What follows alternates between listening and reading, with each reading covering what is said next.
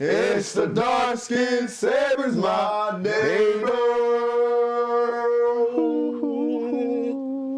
Hey, y'all see what we got right here today, man? Somebody was spamming about this right here. That I was even receiving text message and everything. So if you know who you is, man, just drop a comment and I'll say my opinion. Mrballen! Apparently this is one of the scariest shit on this man's page, you know what I'm saying? It says funny hunted. Funny. Oh shit. Family hunted by packs of unidentified creatures. Yeah, apparently this shit's crazy. But we about to check it out, you know what I'm saying? We gonna see if it's really that crazy. Fuck are Palmyra wolves? I don't know what that is. Yeah, I don't know what the hell is a Palmyra wolf. So I'm guessing the wolves is the unidentified creature that was following the family. Some alien wolves. But we're gonna check it out, man. Let's get right into it, man. Let's do it.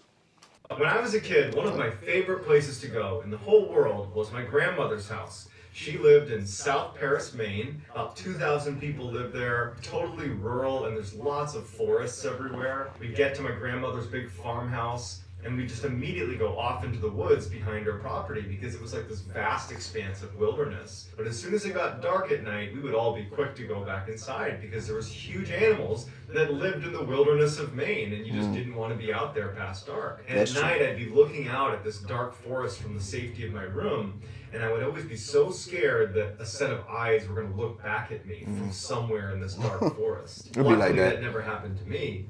It did happen to a family just north of my grandmother's house, and it wasn't just one set of eyes, it was 5. But before we get into today's story, if you're a fan of strange, dark, and mysterious delivered in story format, then you come to the right place, because that's all I do, and I post 3, 4, even 5 times. Bro, am I tripping or this dude's skin color like you to waterboard the like button, changing constantly? I think it's like it's the camera, but I know it's like the I think it's the saturation or some shit.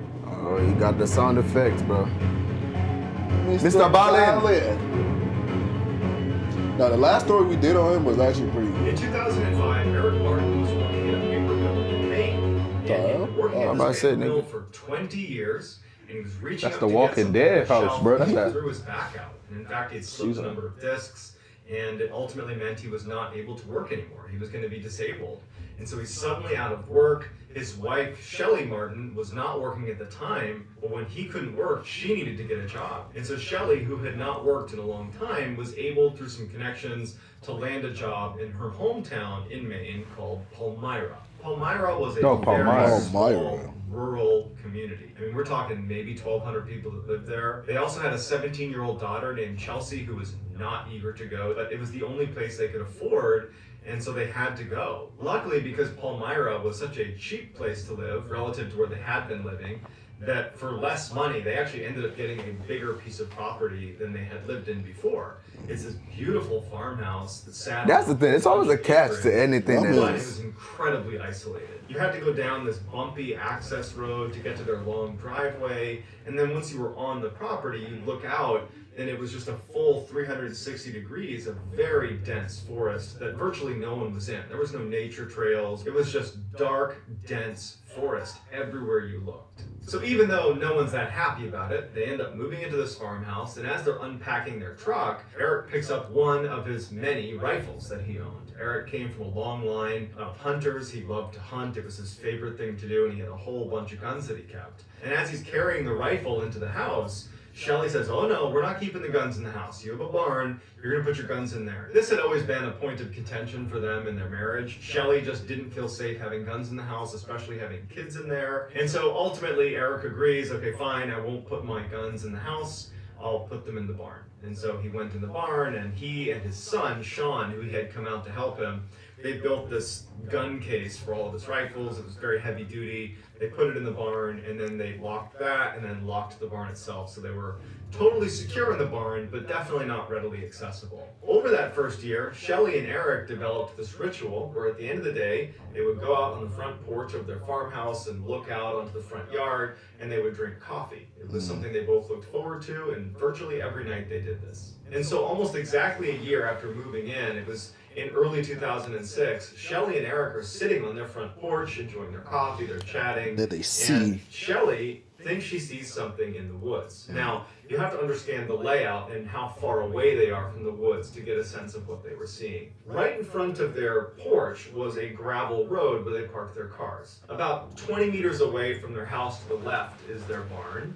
And beyond the barn, basically straight out from the porch, is this huge open field. There's no trees or anything. It was like open grazing area. And then way beyond the field was the beginning of this tree line, of this really dense forest. So we're talking at least a couple hundred meters away where she sees these lights. And she described it as like a pulsating light. It did not look like a car or some sort of vehicle, not to mention there was no road out straight ahead from their porch. It was just a dense forest where there was absolutely no one that should have been in there. Eric immediately, when he sees the lights, he thinks there's a poacher on his property, someone illegally hunting on his property. And so he gets Sean, his son, who did not live with them but was staying the night that night, he gets him to come outside and say, hey, do you think that's a poacher down there at the edge of our tree line? And Sean's like, I don't know, maybe. Eric decides that he wants to go tell this person to leave his property. And so he asked Sean to come with him. They figured they would just get to the edge of the property and yell out, hey, this is private property, you need to leave. As they're walking across the field and they're getting closer to the tree line,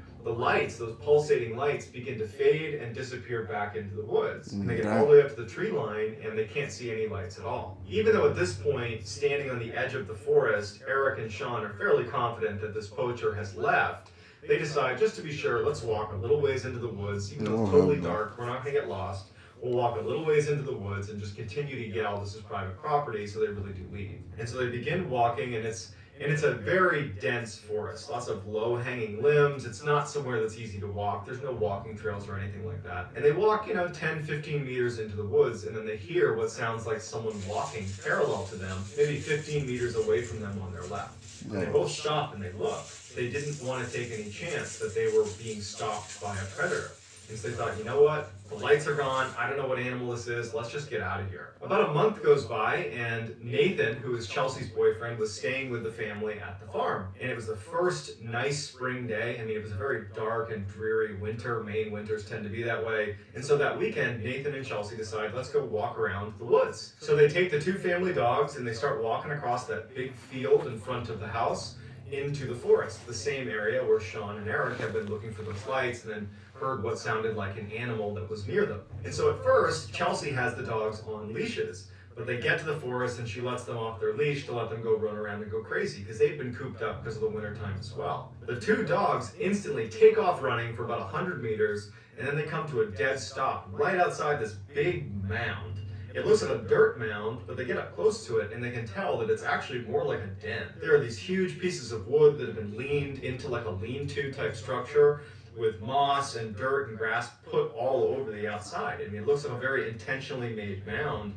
And there's a circular hole that's been created right on the front of it. And the dogs have stopped right outside and they're poking their heads in and smelling into this hole. And Nathan and Chelsea are looking at this thinking, who did this? Is this like a hunter's thing? Is this something a hunter might make? Would an animal make this? This seems really big for some animal to make this, but it definitely was made on purpose, whatever it is. And so Nathan, he just kind of looks down into this den, but it's totally dark, and he thinks he hears growling coming from inside of the den. And so without any hesitation, he goes, we gotta go. I don't know what's living in there, but we gotta go. And so they take the dogs, they put them back on leashes, and then let them get out of the forest as quickly as they can. When Nathan and Chelsea came back to the house, they told Eric and Shelly, and actually Sean was there too, and they said, hey, we found this den of some kind out in the middle of the woods, basically straight out from your front porch. And that's when Eric and Sean said, well, about a month ago, we were out in that same area, and we could have sworn we heard some animal stalking us. A couple of months go by, and Eric and Shelly are sitting on their front porch having their coffee ritual, and there was just this low mist that kind of hung over the entire field. And as they're sitting there, shit sound like a movie, how creepy it was. And what started as just kind of a friendly discussion about the general creepiness took a turn when they realized that they I ain't gonna lie. You can make a movie off this shit. The way the story sounds, bro. You know that's what people would do, right? Like, yeah, like they basically, like make movies off the fucking stories and shit. That's a 19-minute story, bro, nigga. That shit can be turned into a movie, bro. Yeah, dude, we so locked in, we just listening. A friendly discussion about the general creepiness took a turn when they realized that they couldn't hear any wildlife. No crickets, No animals, no anything. And normally at night, because they were out here all the time, it was humming with life. And so Shelly had this high-powered flashlight that she always had out with her, and she starts scanning the property, not knowing what she's looking for, but it just seemed really odd that they couldn't hear any wildlife. But after she scans across the whole field, she doesn't see anything, and so she puts her flashlight down and just starts talking to Eric about whatever they normally talked about over coffee at night. Eric would say in numerous interviews that for whatever reason, when she put that flashlight down, he suddenly felt like they were in danger. He's looking out, he doesn't see anything, and then all of a sudden he just says, you know what? We gotta go inside. I don't know what it is, but we gotta go inside. And Shelly's like, come on, I wanna stay out here for a little bit longer. We'll go in a few minutes. And Eric stands up and he's like, no, go inside. And he tries to grab her to kind of push her into the house. And she's kind of fighting against him. And all of a sudden, Shelly stops. And she goes, did you hear that? And Eric immediately knew that whatever it was, it's the reason he had that sudden feeling of being in danger. Eric turns around and he can't see anything because it's too dark. Shelly grabs her flashlight and she begins scanning the tree line. And she gets to the field and gets about halfway across the field right in front of them and she stops. Because right in the middle of the field are 3 creatures that look like wolves. These huge creatures that are looking right at them. 2 others join them. So there's 5 wolf-like creatures that are staring at them right from the middle of their field. She says to Eric, what are those? And Eric, who's an experienced hunter, he has no idea. He goes, I think they're bears. They could be wolves. We gotta go inside. And so Shelly's just holding the light and they start charging directly at her so fast that she wasn't able to keep the light on them. They were already halfway across the field. They go inside, they shut the door, and they lock it. And without saying a word, the 2 of them make their rounds across the entire bottom floor, lock every window, close every blind, make sure everything is shut. There was something different about these 5 creatures. The way they started running towards them, it just felt like they were targeting Eric and Shelly. And so even after the house had been secured, they didn't feel safe. And so they're standing in the middle of their cabin, and Eric's saying, my guns are in the barn. We have no protection. Damn. And Shelly is like, whatever you do not go out there. We don't know what these are. Could be a bear, could be a wolf, we don't know. Don't go out there. Shelly goes upstairs, she shuts off all the lights, she makes sure all the windows are shut, and then she goes to Chelsea's room, her daughter, and she wakes her up and she says, hey, come here, you gotta look at this. And they go to the window and they kind of like poke their head into the window because they don't want to like totally open it up and stare out. Motherfucker, not your hero. But they're kind of poking their head out the window and she's like, look. And standing on the gravel are these 5 creatures that are just standing in a row looking directly at the house. It was like they were waiting for them to come out the front door. They were just patiently standing there looking at the house. It did not look like normal animal behavior at all. And as she's looking, one of the animals looks up at Shelly in the window. And the creature stands on its 2 legs. It gets its hind legs and looks at her. And Shelly gasps and falls over because the creature's like 8 feet tall. God Shelly's damn! on the ground looking at Chelsea, and she can't believe what she just saw. It's like her brain can't process that this creature, 8 one, feet? hadn't even seen her. They barely had their head up in the window. But that it stood on its hind legs, that it was so big. What are they doing? Sitting in a row right on the outside of the house waiting for us? What's going on here? And so Shelly tells Chelsea, get in your bed, don't go to your windows, don't leave this room. And that's when Shelly also remembers that she hasn't heard her 2 dogs. And she's worried they might be outside. So she starts quietly walking all along the top floor looking for her dogs. She's calling to her 2 dogs, and they don't come out. Goes into the master bedroom and finds her 2 dogs hiding in the corner of the room next to each other. Like they're startled by whatever it is outside. Meanwhile, Eric was pacing downstairs thinking he needed to go to the barn and he needed to get his guns to protect the family. But he knew that between his own disability, he can barely walk very fast. He'd have to unlock the barn and then he'd have to pull down the gun case, unlock that. All the while he's exposed to these animals that are out there. And so the next best thing in his mind is maybe he could run outside, get in his truck, and back the truck up to the front door, and then he could get his wife and his daughter to come out, jump in the car, and they could drive away. Did you not hear that shit is 8 feet fucking tall? And that you couldn't even keep the light on it. That's how fast it was moving. That motherfucker is 8 feet fucking tall. You better stay your ass is fucking inside. You couldn't keep the light on it, bro. It was moving that fast. So, nigga, that's a Kevin Durant ass nigga, bro. Nigga, what kind of build is that? Something 8 feet tall that can move fast as hell, bro? That's crazy. Is Kevin Durant even 8 feet, bro? Hell no. Kevin Durant's like, well, I don't know what he is. 6'11", 7 foot, damn near. I don't think the tallest man in the world is that tall. The tallest man is like 7'9" or 7'8" or some shit like that. One of them. But like, African nigga, niggas. most of them tall ass, they can't even run fast, bro. Yeah, bro. So you got this, bro. Stay your ass What's inside, that bro. nigga's there? Yeah. The nigga in the basketball team, bro. Y'all me? Or the No, black that guy? African dude that just tall as hell. A thorn maker, ball. Oh, Bobo ass, Yeah, Manute yeah. Bowl ass nigga. Isn't he like the tallest nigga in the world or some shit? Nah, Cause he from like the tallest tribe, bro. they from Sudan. All them Sudan niggas is just tall as fuck, man. Truck and back the truck up to the front door, and then he could get his wife and his daughter to come out, jump in the car, and they could drive away. So he just goes to the window and he pulls the blinds aside to look outside, and those 5 creatures are now gone.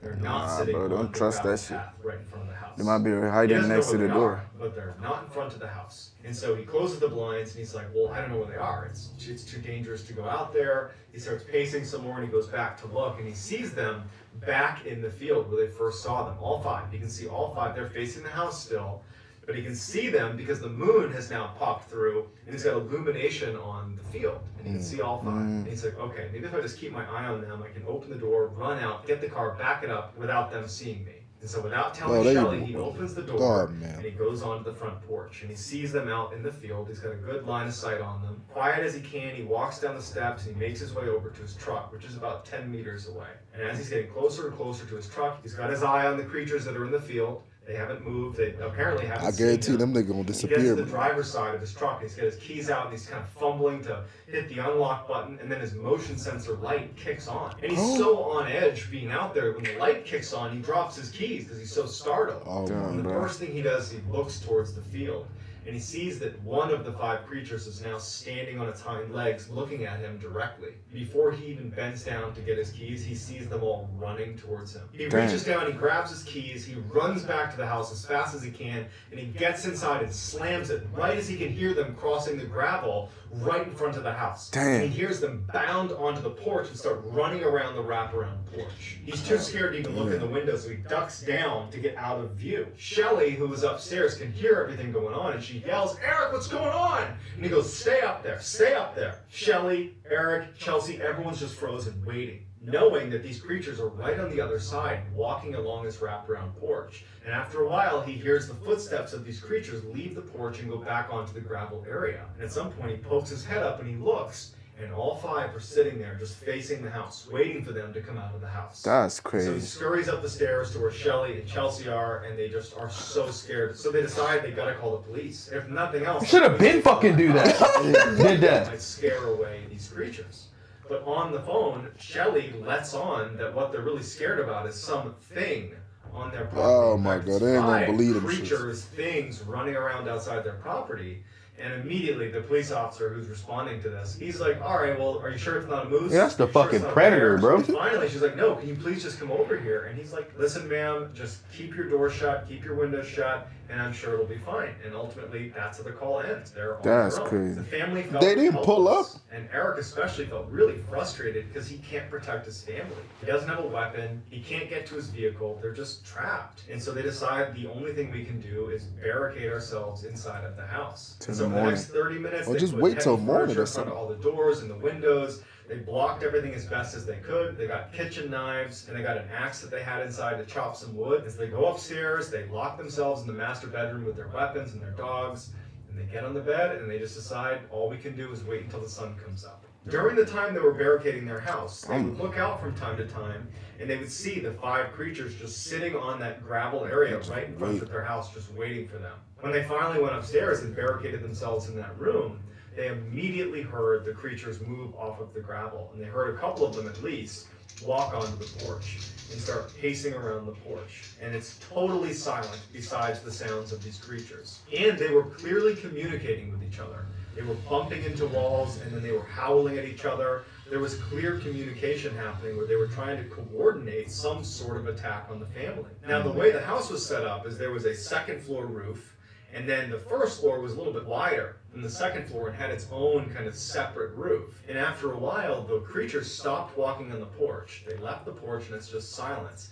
and then they would hear them jump onto that first roof. The Damn. scary thing about this is that if you walked around the roof, you could actually look into the second floor windows. And so they're laying there, and periodically they'd be looking out their window. There was windows on either side of the room they were in, but there was a thin curtain between them and the window. And so from time to time, these creatures would walk past their windows, and they would stop, they'd put their paws up onto the window, and they would look inside. But there was a very thin sheet between them and the glass, so they couldn't see the creature, and the creature couldn't see them. All night, they're listening to these creatures running around. And sometimes they'd hear really loud scratching, like they figured something out and they were trying to burrow their way into the house. But after a whole night of this, they never actually broke the glass. They never got inside the house. I wouldn't hear As the sun somebody, started to one of come them up in get the morning, shot. the creatures jumped off the roof and they could hear them running away. And for about an hour, they didn't hear anything outside. The sun's come up and they felt safe again. And so they left their room, they go downstairs, and they finally open it up. Go grab my All shotgun! over their property are signs of huge creatures that had been in their property. Why didn't they Massive record it? footprints with huge claws. So they could show the They cops found and shit. tufts of hair that had gotten caught on fence posts. And even scarier is they found all these points on the house, in particular on the second floor when they were walking on that roof, where there was clear markings that they had tried to burrow into the house. There were these deep-seated scratch marks into the side of the house. That's not, is Front door that was real scratched footage? apart. I mean, it was very clear I don't know. that whatever these creatures were, they were trying to get into the house, but they just found unsuccessful. This experience was so traumatic for the family that they sold the house and they moved. So I'll very do the quickly same after thing. that. See, And they smart have not guy. experienced anything like that since they left. So what do you think those creatures were? Was that a bear, a wolf, or something else? Let me know in the comments what you think, and I will get back to all the early commenters. So get in there and give me your best theory. If you enjoyed this video and you haven't done this already, please waterboard the like button and subscribe to this channel and turn on all notifications so you don't miss any of my weekly uploads. Man, If you want to get in touch with me, you can direct message me on Instagram or Twitter. My username on both those platforms is JohnBallen416. Bruh. So what do y'all think it is, man? Some type of like fucking Can wolves? alien wolves. Why do you title it the Palm? Oh, because the place is called Palm, right? And they just put wolves. I know bears move fast, but like they not jumping on roofs and shit, pacing that's what I'm back and saying. forth. Yeah, only wolves would do that. They That's what can I'm stand on their hind legs. Even but wolves wouldn't do that. That's what I'm thinking. I feel like bear because like they the one that 8 feet. I could kind of believe that a little bit. When them niggas, when they really can get up, stand bro, on there. them niggas get tall as shit. Nigga, I was just hoping that nigga grab his gun and can boom one of them. Like, just want to hear that one of them niggas got clapped. So he shot one of them, and the rest of them tried to attack, and he boomed the rest of them. Like, nigga, this nigga, I'm brown, nigga. Nigga, I would stay another night in It that do house, sound bro. like it could have been a pack of wolves because of the way they were like pacing around the house. And they was and shit. communicating and shit. Only like- wolves be moving. But like, yeah, only wolves can like do. And only wolves really moves in pack like that. Like Yeah. bears, they don't really do that shit. Nah, bro. Bro, I would stay another night in that house, bro. The fuck? But I would make sure I grab my weapon that morning, nigga. Because I'm trying to start a movie, nigga. That's what I'm trying to tell you. Like, nigga, that night, Nigga, that what if next you are night a part is of the gonna movie be- that ends? Nigga, bro, no, the movie ain't gonna end with me. It gonna end with them. Man. Knowing this nigga, bro, usually the people like this, they be owning like shotguns and they don't be owning fucking assault rifles, nigga. Them nigga own. Get out my property! Nigga, Boom! it's because shotgun would get you flying, nigga. That was scary though. But that's it for this video, man. Good recommendation though, for real. Like, that was a fire story. it's very interesting. But thank you guys for tuning into this video. Please don't forget to Like and subscribe if you're new. God loves you. God bless you. And Weezy out of here.